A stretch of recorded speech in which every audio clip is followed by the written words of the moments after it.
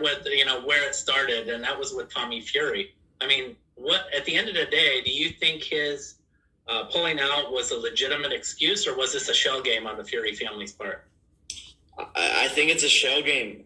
There's just no way. It can't be a coincidence that both of the times that I tried to fight him, he ended up pulling out of the fight. Their family is sketchy. The dad's, an inmate criminal. So, who knows what's going on over there? And who knows if he actually even went to the airport to actually try to get his visa to come and fight me in the United States. Those are the words of Jake Paul as he gives his opinion on Tommy Fury, and he claims it's a show game, it's a scam, sketchiness, etc. And what I want to talk about is the last thing he said. Who knows that he actually went to the airport?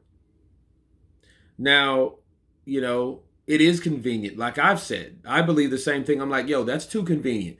You have not one, but two failed attempts. One of them was an injury where, something, I don't know what it was, some kind of rib injury or whatever. Okay. But then now it's like, hey, it's a visa thing. I'm like, well, I know you have to apply for a work visa, but it's like, those things should be, first of all, done in advance. Okay, they should be done in advance, not you just hopping on a plane over here. And here's the problem. There was not enough evidence to support Tommy Fury's claim that he went to the airport and he got stopped on his way to the airport or at the airport. I think one of those ways it was explained that, hey, you can't fly. You're on a list. And it's crazy. I think if you're on a list, I think you should be informed that you're on that list, especially if you have an address somewhere, right? I mean, they should inform you for whatever they call themselves. Like, what is it?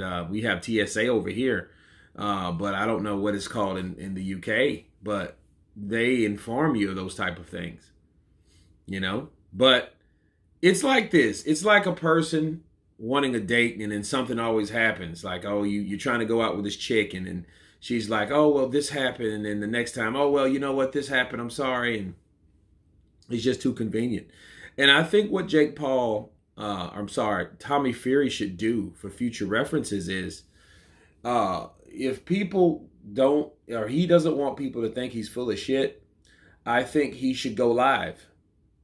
I think he should go live and ask, like, why is this happening to me? I'm at the airport right now. They won't allow me back in. They won't allow me to get my ticket. I'm here. Because, see, once